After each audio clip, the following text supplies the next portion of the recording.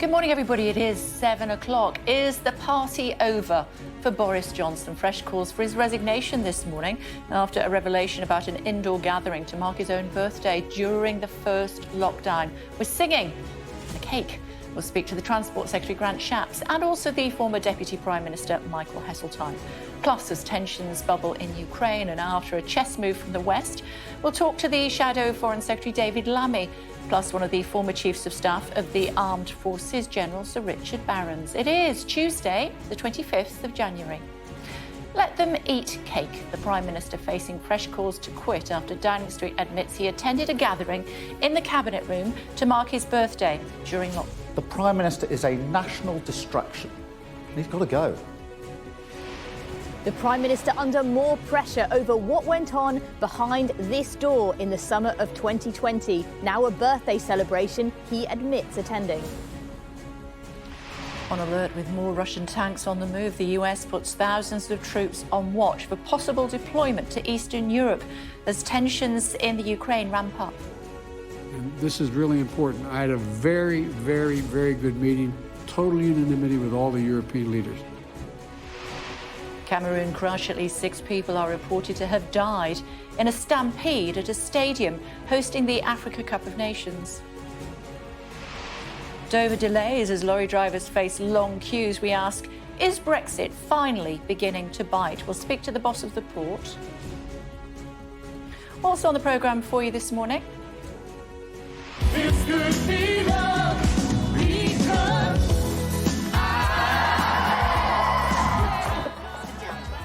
Nobody puts baby in a corner. We'll speak to the stars of Dirty Dancing as the movie is transformed into a West End show. The big freeze. I'm going to be speaking to Preet Chandy, who has become the first Asian woman to complete a solo, unsupported expedition to the South Pole.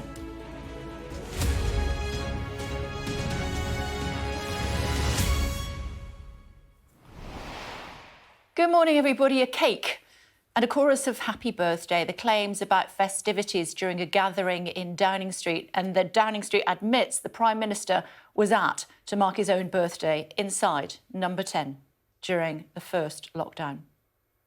COVID restrictions at the time said indoor social gatherings were banned in a public or private place. Calls now for the Labour leader and others for the Prime Minister to resign. Here's John Craig. Happy birthday to you. Boris Johnson's 56th birthday on the 19th of June 2020, with greetings from children at a primary school in Hertfordshire and a cake baked by staff at the school. But later that day, it's reported, the Prime Minister had a surprise birthday party with more cake and party food in the Cabinet Room in Downing Street, despite lockdown rules at the time forbidding social gatherings indoors. The Prime Minister is a national distraction. He's got to go. One cabinet minister admits some of the recent partying allegations are more serious than the latest claims. There have been some quite serious allegations made. Those have been investigated. I don't think that these latest allegations that have been made fit into that category. I think they've gone slightly over the top. On the gathering in the afternoon of the PM's birthday, number 10 says, a group of staff working in number 10 that day gathered briefly in the Cabinet Room after a meeting to wish the Prime Minister a happy birthday. He was there for less than 10 minutes. But on claims about the PM's family upstairs in his flat in the evening, number 10 insists this is totally untrue. In line with the rules at the time, the Prime Minister hosted a small number of family members outside that evening. But 3 months before his birthday in 2020, Mr Johnson wrote to a 7-year-old girl, Josephine from Hampshire, telling her she'd set a great example by postponing her birthday party and including a hashtag, #BeLikeJosephine. Now, a Prime Minister who famously said the UK could have its cake and eat it on Brexit appears to be praying for respite from the party allegations. John Craig, Sky News. Transport Secretaries here, Grant Shapps. It's sensational to have you in the studio. I can't. Lovely to be here. Ellie, Yeah, let's work start from home with coming to an end. Yes, you didn't bring a red box with you. Talk to me first of all about the great news about transport and travel. Yeah, so really pleased to say it's been a long time in coming. When you go abroad, there are no more tests to take when you come home. So you don't need to take a test before you leave wherever you're coming from to get here. You don't need to take a day 2. The day 8's already gone. You can just come home, and the only thing we ask you to do is fill in a passenger locator form, which we are going to simplify, by the way. That would be good. Yes, it's ridiculously complicated to work your way through.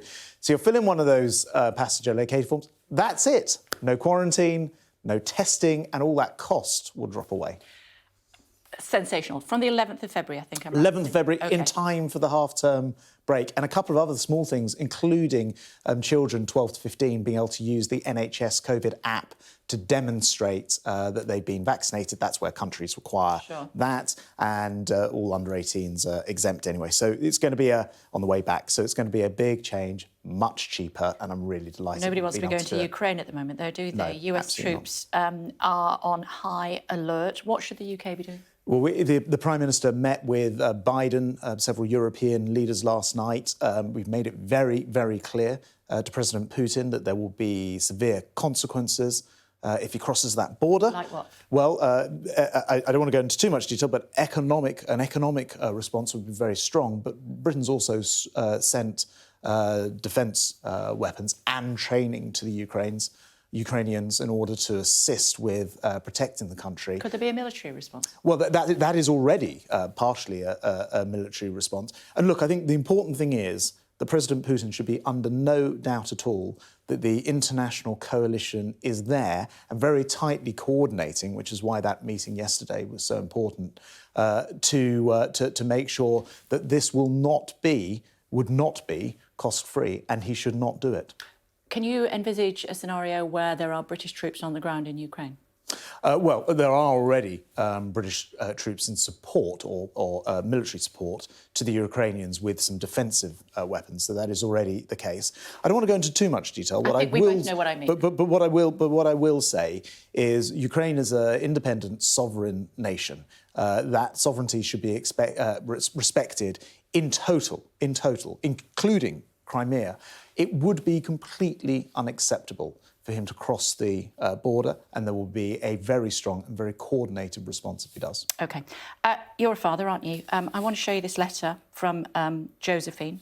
7-year-old Josephine wrote to the Prime Minister, and she was praised by the Prime Minister because she had said that she wasn't going to have a party because she wanted to abide by the rules. Thoughts on that, given what happened? Yeah, no, I've seen that letter, and it's lovely. And as you say, I'm a dad, and I wasn't able to see my dad, who was in hospital for 4 months. So I understand the sense of concern about the sort of reports we see on the front of the newspapers. It obviously was the Prime Minister's birthday. He'd been given a cake earlier in the day. That's the picture on the newspapers. And he was clearly given a cake by his staff when he got back to the office. These are staff he would have been working with and was working with all day long and will have been many times in the same room with them working on the response to coronavirus. They come in, give him a cake. I understand the thing lasted for 10 minutes and that was it. 11th of June. Let's just unpack it then, should we? 11th of June, which was 8 days before the event in the Cabinet Room. This is what he said in Downing Street.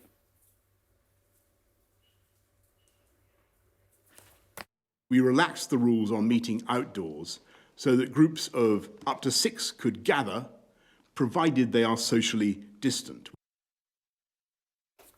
But you couldn't gather inside. Yes.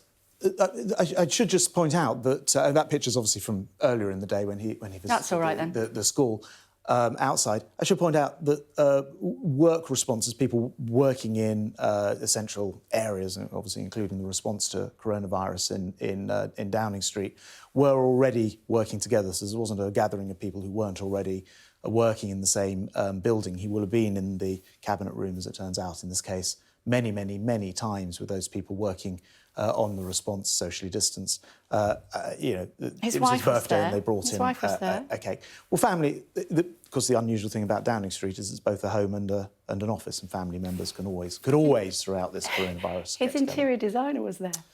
Again, she says that she wasn't invited to any parties. So what? You know, She was there. she was in the building, of course, and She said she was told that she was going to have a meeting with the Prime Minister in the middle of the day when he was navigating a global pandemic. You've got to be kidding me. Well, look, I wasn't there, but all I can tell... Come on, Transport Secretary. And still you can keep a straight face. Well, look, Kate, as you know, mistakes were made, and the Prime Minister said that. You know yourself, mistakes were made during coronavirus. Sometimes people would regret the things that they did. This was a period of slightly more relaxed rules. Well, the Prime Minister's already said that he apologises for any mistakes that were made. I do understand, I was going to say, I understand that Sue Gray was already aware of this particular incident, so she will be using that in her report, and we'll wait to see what she says. Rishi Sunak was there. Well, look, again, everyone who works in the building will have been in meetings constantly with the Prime Minister, including Rishi Sunak, including the Prime Minister and his staff. Just to be clear, the Prime Minister clearly didn't organise to be given a cake. Some people came forward and thought it would be appropriate for on his birthday Let's to look at the rules at present the a cake. time. Let's just look at the rules at the time then, should we? This is what the rules were saying at the time. Can we have a quick look at those? Here we go. No person may participate in a gathering which takes place in a public or private place outdoors and consists of more than 6 people, indoors and consists of more than 2 persons. Yes, people working together were in essential areas were obviously working together. So you can't, you know, an office building. What it says. That's right, but an office building already required people to work together. So the Cabinet Room was an office building? Well, it is, isn't it? Yeah, so why was the interior designer in it? Well, she was working in the building, Cabinet Room. and this was at a period when the... She'd come next door down 3 flights of stairs. Well, look, she already said that she wasn't invited to the event. But look, why did she go then? your bigger point, but she had a meeting. I don't know. She had a meeting. But why would it? But no, the wider... Let's unpack that. Why would an interior designer that was doing a flat come down 3 flights of stairs, go next door, and go in to see a Prime Minister who was trying to navigate a global pandemic? Look, you're asking me questions I can't provide the answer to because I wasn't there. I wonder what you think. However, fortunately... I mean, it looks as though it's against the rules to me. I was going to say, fortunately, Sue Gray, who's already aware of this, will be able to get to the bottom of that, which I think is actually the right way to do it. But, Kay, look, I understand the sense of frustration. I say to you, I could not see my own dad, who we didn't think we were going to see again when he went into hospital. He then remained there for 4 months. I feel personally very upset when I see stories about lockdowns being broken in any form,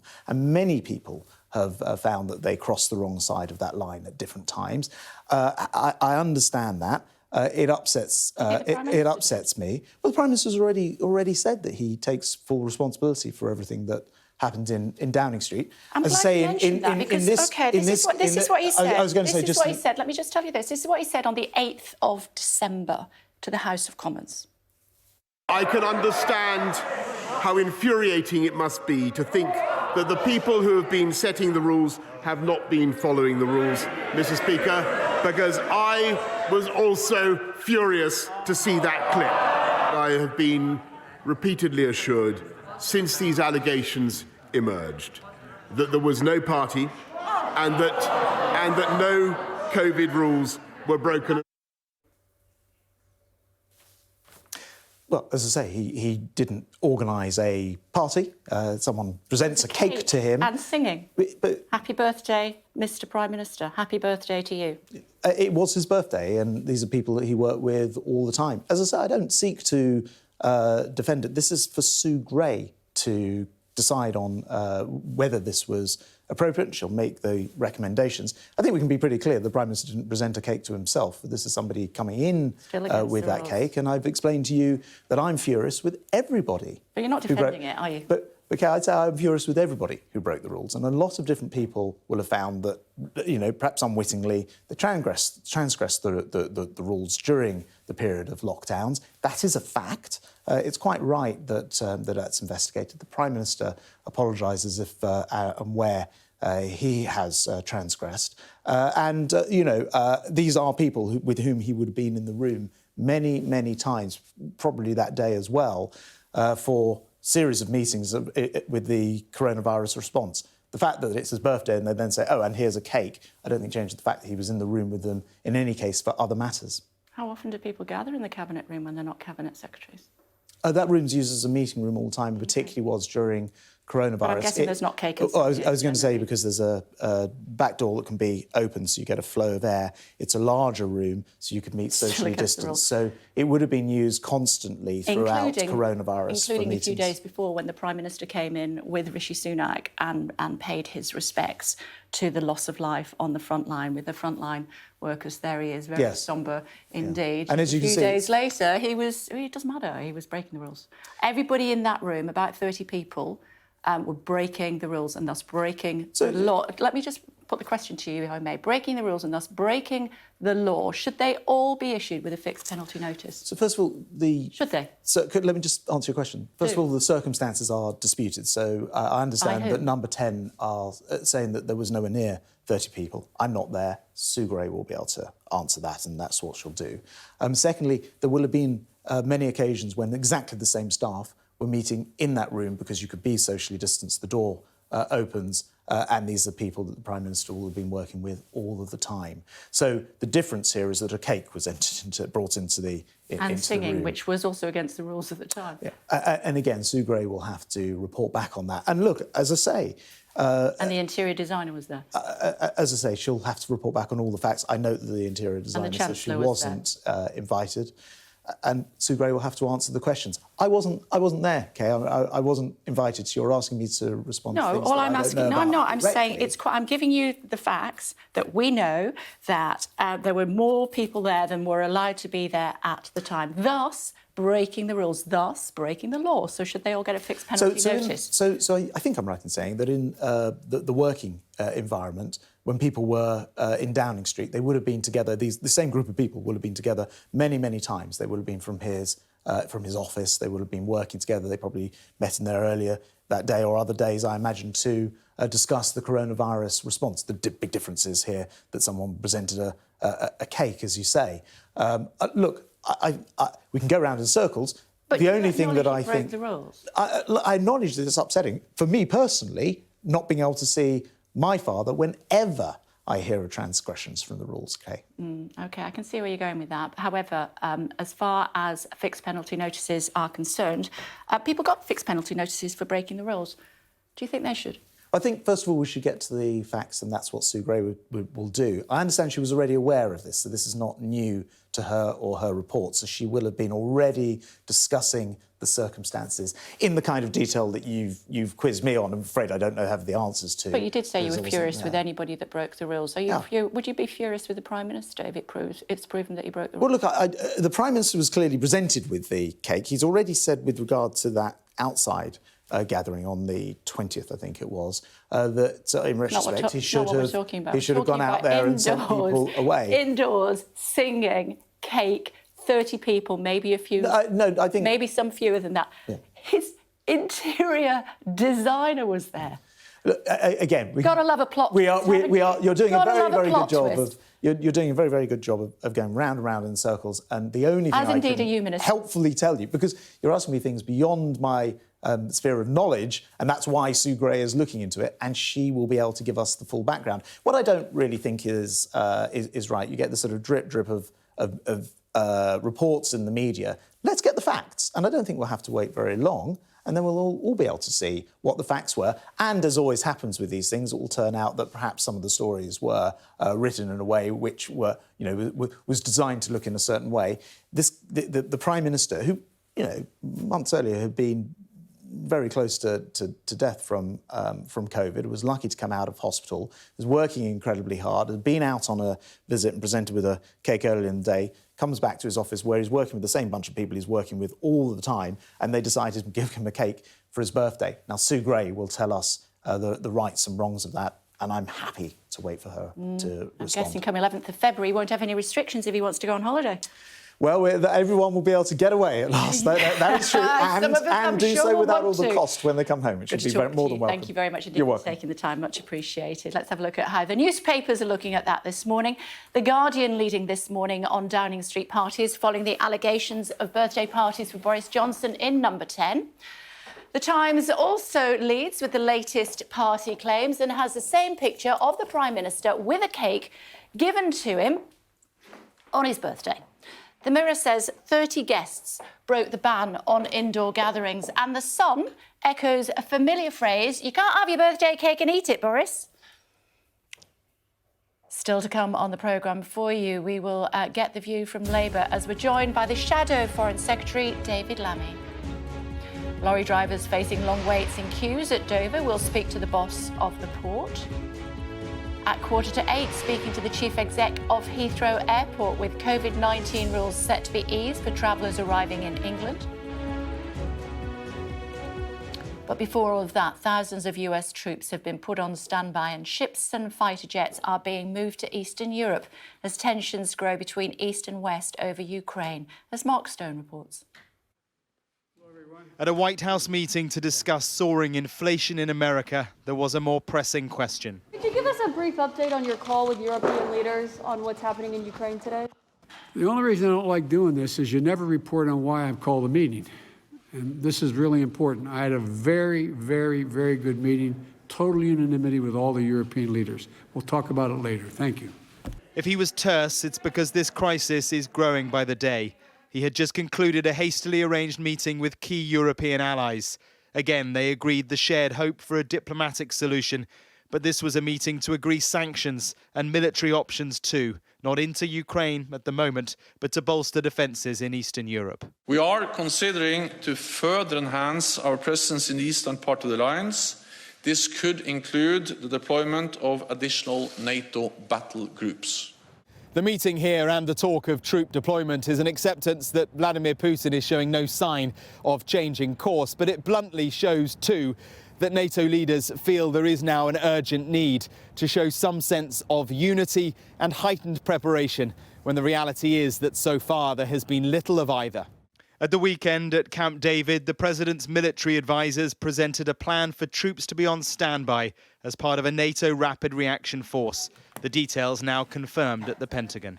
All told, the number of forces that the Secretary has placed on heightened alert comes up to about 8,500 personnel. All this is, according to President Putin's spokesman, Western hysteria. We want to draw your attention to the fact that the escalation of tensions is being held by activity and actions undertaken by the US and NATO. As he cast NATO as the aggressor, more Russian forces arrived in Belarus, just north of the Ukrainian capital, Kiev. 100,000 battle-ready Russians are now to the east, to the north and to the south of Ukraine. While we can't get into the mind of President Putin, we are seeing the preparations that they're making at the border. This is now the biggest test for Europe, for America, for the West in many decades. And that is precisely what Vladimir Putin wanted. Mark Stone, Sky News in Washington. Our Defence and Security Editor, Deborah Haynes, is standing by for us. Hello to you, Deborah. Interesting to hear from the Transport Secretary saying all options open as far as the UK is concerned. Yes, and everyone is basically still hoping that, despite all the signs to the contrary, that diplomatic efforts will establish some kind of solution, but clearly preparing for the worst. And in terms of the sort of signalling from NATO that they are ready to bolster enforce their defences along their eastern flank, it's all designed to try to send a signal to Vladimir Putin to draw back, to pull back, not to go forward, not to continue with this threat that the West have, that he's planning a further invasion of Ukraine. He's always denied any intention of that and has said that this latest steps by NATO are Western hysteria. But we really are right now at a crucial moment where it can't continue at this level of heightened tension. Something is going to have to move one way or the other. And what you're seeing is Western allies preparing for the worst, but still hoping that that won't come. OK, Deborah, for now, thank you very much indeed. Thanks a lot. Coming up in just a few moments' time, we're also going to be speaking to the former Deputy Prime Minister.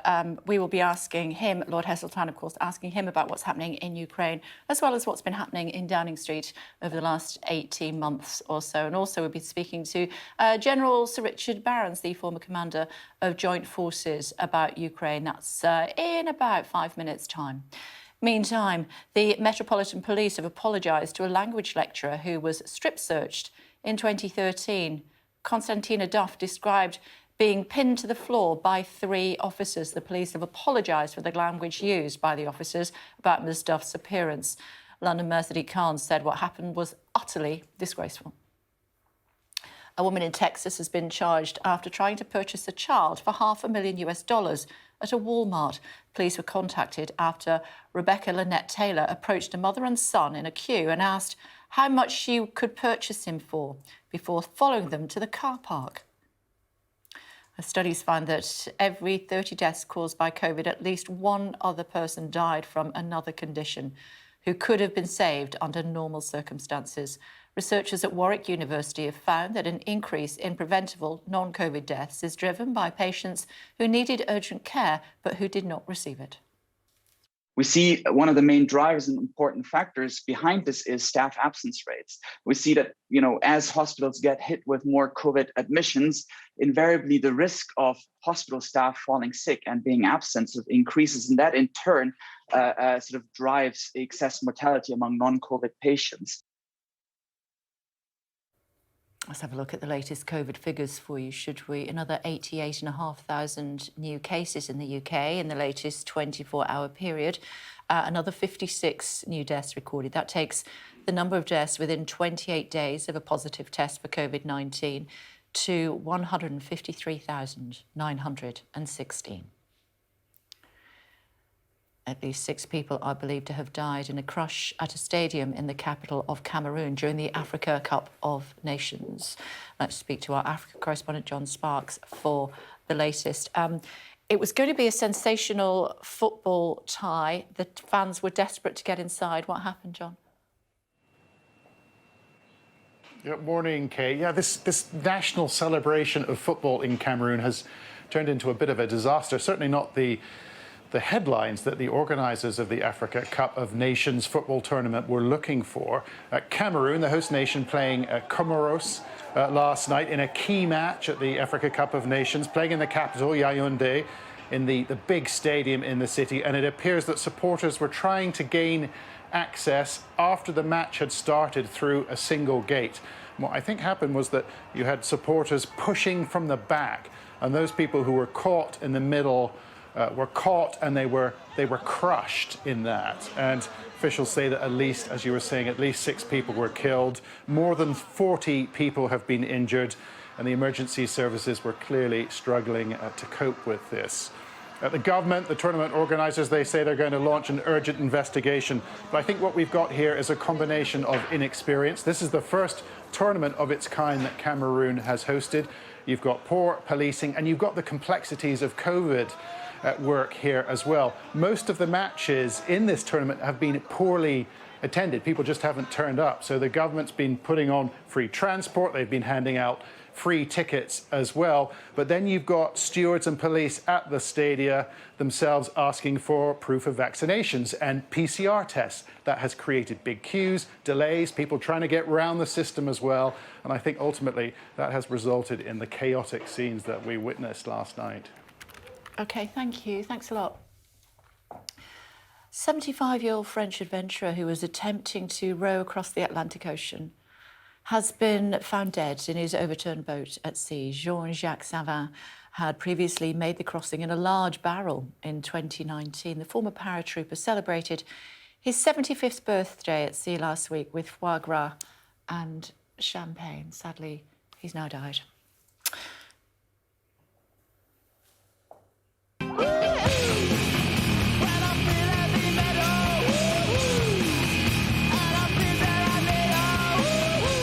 Two of music's big names, Taylor Swift and Damon Albarn, are involved in a spat over who does and doesn't write their own music. Alban accused Swift of not writing her own songs, and she was furious. She responded on Twitter, "I was such a big fan of yours until I saw this. Your hot take is completely false and so damaging." Alban has since apologised. Now, here's something we won't all be lucky enough to see on an evening walk. There you go, a little bit of the Aurora Borealis. A Finnish photographer capturing this incredible scene of the Northern Lights, appearing to reach into trees and gardens earlier this month in Lapland. The natural atmospheric phenomenon happens when charged solar particles collide with the Earth's magnetic field, producing something like that. How stunning is that? Looks amazing, doesn't it? And yesterday we brought you pictures of heavy snow in Mykonos. Today we move to mainland Greece, the world-famous Acropolis in Athens, blanketed in snow. Polar jet stream is still affecting parts of Greece, with schools closed in the capital and power cuts still affecting several regions. Quick look at the weather for us.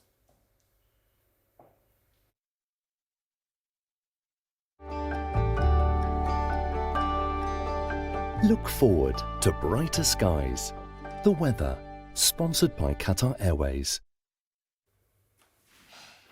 Rather chilly and grey at the moment, but the cloud means most places are frost-free. Northern Scotland has some patchy rain, but it's dry just about everywhere else. The weather. Sponsored by Qatar Airways. Top stories for you this morning. The Prime Minister facing fresh calls to resign after admitting to attending a gathering for his birthday during lockdown. Thousands of US troops have been put on standby and Russian troops are being moved into Belarus as tensions grow between East and West over Ukraine. At least 6 football fans believed to have died in a stampede outside a stadium in Cameroon during the Africa Cup of Nations. Transport Secretary said he refuses to defend the Prime Minister and others who took part in a gathering on his birthday in Downing Street during the first lockdown. Grant Shapps told us mistakes were made and said that the inquiry launched by civil servant Sue Gray is aware of the incident. It was his birthday, and these are people that he worked with all the time. As I said, I don't seek to defend it. This is for Sue Gray to decide on whether this was appropriate. She'll make the recommendations. I think we can be pretty clear the Prime Minister didn't present a cake to himself. This is somebody coming in with that cake, and I've explained to you that I'm furious with everybody. But you're not defending it, are you? But I'd say I'm furious with everybody who broke the rules, and a lot of different people will have found that, you know, perhaps unwittingly, they transgressed the rules during the period of lockdowns. That is a fact. It's quite right that that's investigated. The Prime Minister apologises if and where he has transgressed.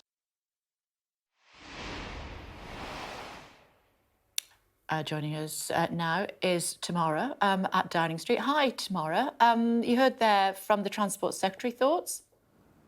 Well, Kay, unwittingly transgressed the rules. What's really significant about this latest party, I think the 15th we've now heard about that took place in the building behind me, is that Downing Street are making no attempt to deny that it happened or to say, look, wait for Sue Gray, we can't give you any details. There is no denial that the Prime Minister went into the Cabinet room, was presented with a cake by his wife and apparently his interior decorator, and there were up to 30 people, it's being reported, who were there who sang him happy birthday. Now, whether you think that's a party or not, and some have raised questions about that, it is not in line with the guidance at the time, which was that you couldn't mix with other people indoors for social events. And therefore, it does shed doubt on what the Prime Minister told MPs in Parliament, which was that all the guidance was followed in number 10. Now, therein lies the problem. We expect Sue Gray's report to still come back this week because we're told that she already knew about this one, so it's not going to delay the publication of her report. What Tory MPs are looking out for is, did the Prime Minister mislead Parliament? And if he did on this one, by saying that number 10 followed all the guidance when they didn't, that will be a problem. And they are weighing up whether he can survive this latest scandal. OK, Tamara, thank you. So what's happening as far as the Metropolitan Police is concerned? Up until now, they, in the form of Cressida Dick, have said that they will not be investigating what happened at Downing Street. Ivor Bennett is at New Scotland Yard. Interestingly, though, Ivor, police who were on duty at the time in Downing Street have been questioned by Sue Gray.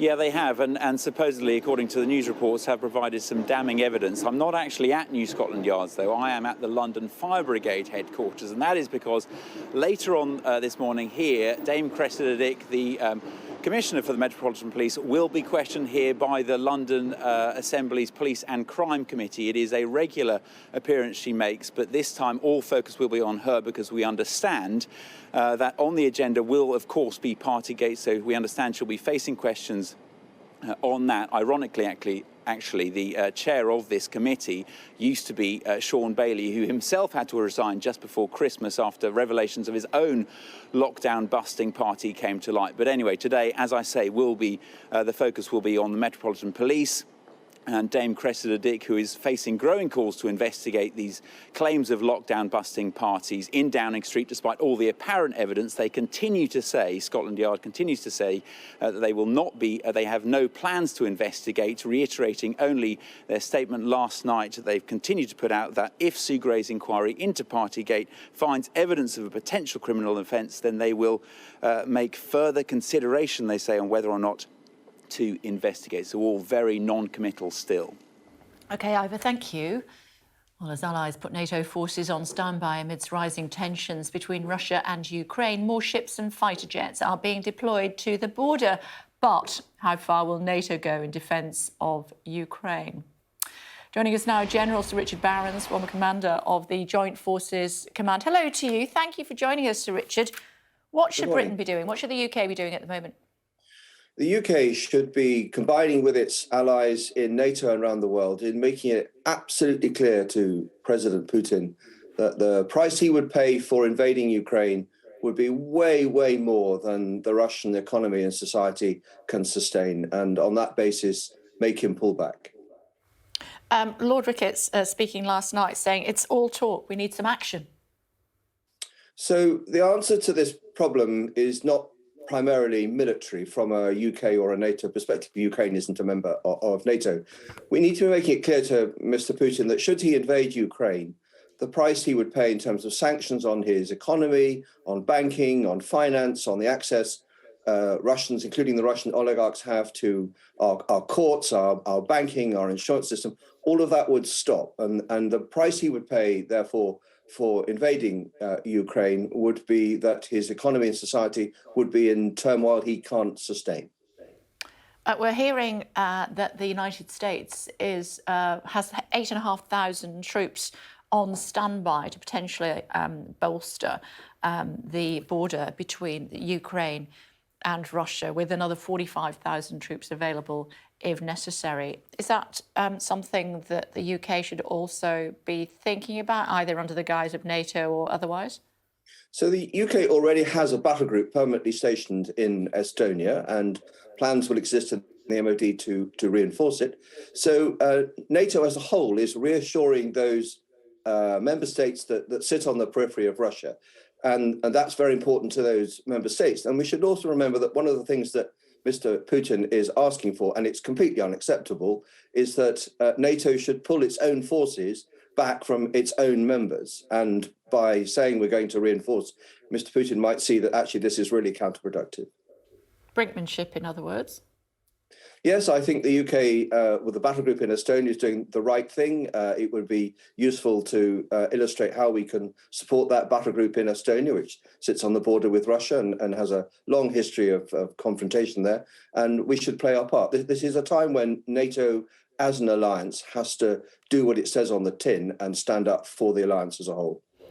But has the withdrawal, disastrous withdrawal from Afghanistan, signalled a shift away, some might say, from Western military intervention and thus emboldened Putin?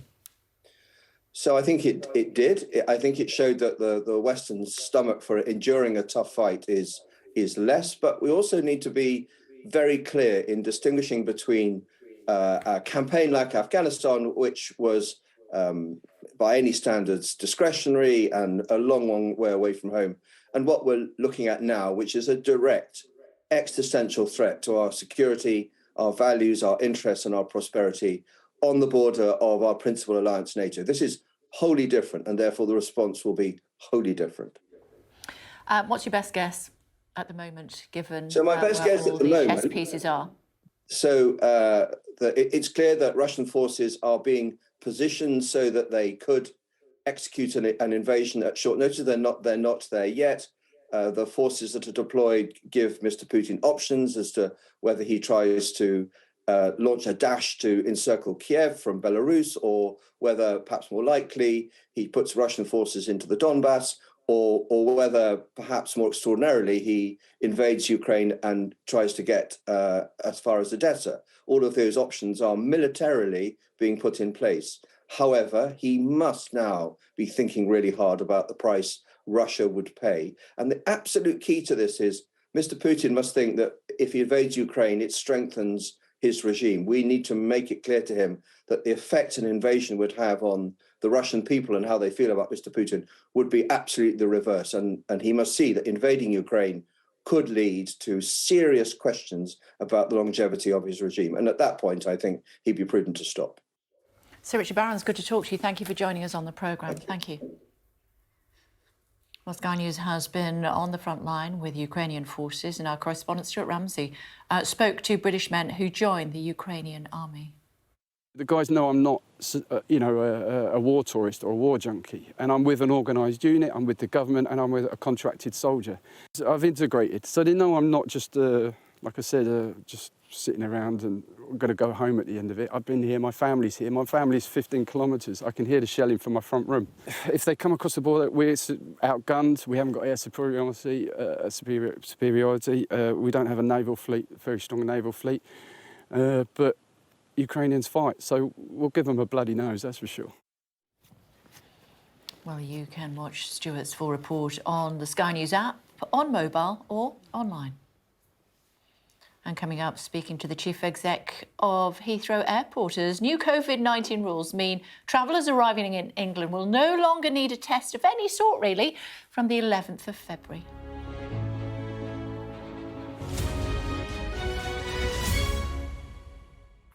Hello again. You are watching the Breakfast programme here on Sky News. We've been talking about an event that took place on the 19th of June 2020 in the cabinet room of number 10 Downing Street. There was 30 people in there. There was birthday cake. There was singing of Happy Birthday, Mr. Prime Minister, or whatever they called him. But still, we are told they broke no rules. Dr. Salia Asham from Families for Justice, a frontline doctor who lost her father to COVID, is with us now. Hello to you, Doctor. Thank you for joining us. Tell us about your father.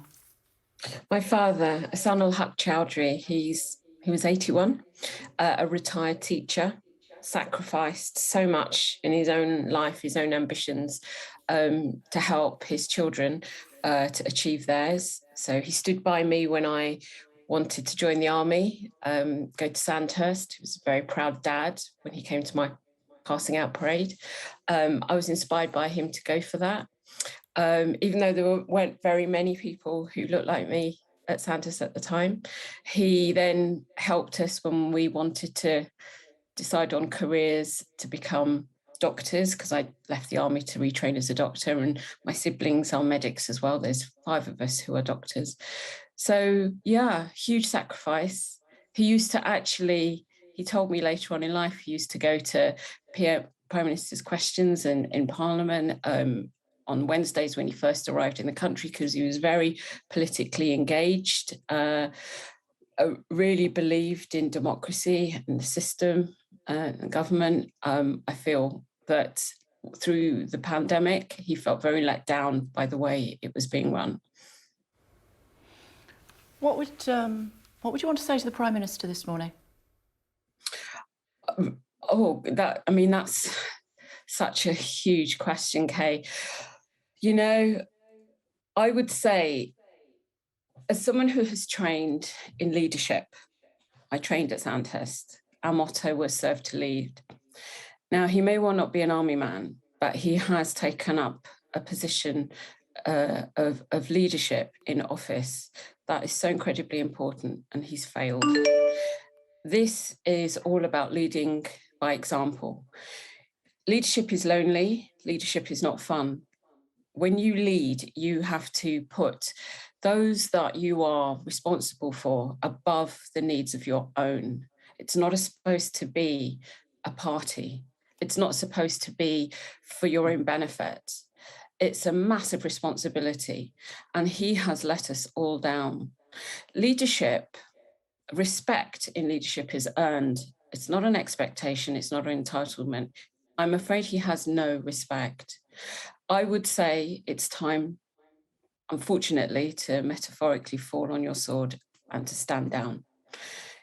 I also feel that it's not just about moving to one side. I feel that he's got to brace himself for what is going to come, and that's a full and thorough investigation of the way that him and his government have led us through the pandemic. Over 150,000 lives have been lost. My dad is one of those within that horrible statistic. And there needs to be accountability. And I want to see accountability. I want to see those that have broken the rules, led poorly, made wrong decisions. What did they gain from it? All of these answers need to come, not just, you know, for the basic reason, for those of us that have lost, we need some justice, because only when we get that and it's recognised that what we went through was possibly, for some of us, avoidable, and the suffering of our loved ones could have been avoided. We need accountability so that we can start to heal. With every single party revelation, it just brings us back to that time. I've spent the last 24 hours thinking about my dad in that room, and it was my birthday. It was the second wave. It was my birthday on the 22nd of December, when my dad was having his CPAP mask put on, when his mouth started to bleed from the pressure of it, where he drank possibly his last cup of tea before he put the mask on, and then was too terrified to take it off for the next 5 days, because every time he took it off, he was suffocating. So when I think about my future birthdays, and I've just had one, I remember that day. There was no birthday cake for us. It just wasn't even a question of having a birthday. I cannot even begin to think of the measure of the man if he could contemplate that. I'm sure that your father would have been so proud of you. You said he was during his lifetime, as he was your siblings as well. Just tell us a little bit more about him before I let you go. He was 81. He had an enjoyable life, I'm sure, during those 81 years, apart from towards the end. You must have very much looked up to him. Oh, very much so. You know, I had an amazing career. What I've done so far, I started life as a journalist, actually, because I've just believed in, you know, putting truth to power, to finding out the truth, and I got that all from my father. Part of our daily traditions in our household was sitting down after school and watching the 6 o'clock news together, and then sometimes on rare occasions being able to stay up for the 10 o'clock if there was a big story. And we did that collectively as a family, with my dad sitting, you know, nearest the television, and it had to be pin drop silence, so we were watching the news. I caught that from my father, and everything else that followed came from him. It was his inspiration and his support and his backing. My dad was an incredible chef, and he had ambitions to, you know, for his own career in that world, but he sacrificed that so that he could provide for us. You know, he worked as a teacher, and then he even did extra work as a security guard on weekend to help pay for our tuition. We owe him so much, and I feel that he's been so incredibly let down, and that's why I have to keep speaking out about this, not just for him, but everyone else who's lost mothers and fathers and loved ones through this awful pandemic, and the awful way that this government have managed it. Doctor, I know it's always difficult to relive what happened, so thank you for taking the time and for telling us about your father. Thank you. Thank you. Thank you. From the 11th of February, rules are going to be changed as far as coronavirus testing for fully vaccinated passengers arriving in England is concerned. Let's talk about it with John Holland. Kay, we heard from the Transport Secretary. I don't know if you heard him on the programme earlier on, John. He's pleased and relieved. I'm guessing you are. Yes, and Kay, great to see you. And this is exactly what we were talking about a couple of weeks ago, getting back to travel as it used to be without the need for all these tests if you've been doubly vaccinated. So it's really welcome. And I think Grant Shapps has done a fantastic job for not just the aviation sector, but for anyone who needs to travel for business, visiting friends and relatives. Now, of course, there are some other things we will need. We need to get the tests lifted at the other end of the journey, because for most countries you might need to go to, you will still need testing before you're allowed into those countries. So that's something we'll work on. And also a playbook for what happens if there is another variant of concern, as is quite likely to occur, so that we don't have this handbrake being slammed on by the government and most people can travel with confidence, even if there is a new variant of concern. And what do you say to people who say that the government and you are putting the economy ahead of people's health? Well, actually not at all. And we're trying to balance health and people's livelihoods. Many jobs across the UK, millions of jobs, depend upon aviation in different forms, including those people who are manufacturing goods that need to be exported around the world. Many of them travel on passenger planes out of Heathrow. So it's important we get the balance right. And where we are in the pandemic, with the benefit of vaccinations, many people having been jabbed 3 times now, it's the right time to start opening up the economy and learning to live with COVID. Now, of course, if there is another variant of concern, measures will be brought in. We hope those will be targeted just on countries which have the variants of concern, rather than the blanket ban that we saw a couple of months ago. But this is a really good step forward and we should celebrate it. And I think the government has made the right step in taking an international lead in reopening international travel. What about those pesky passenger locator forms? So you need a degree as clever as yours in order to get through them. I think you'd be a lot smarter than I am. Yes, passenger locator forms are a hassle for anyone who is travelling. They always feel to be too complicated, asking the same question several times.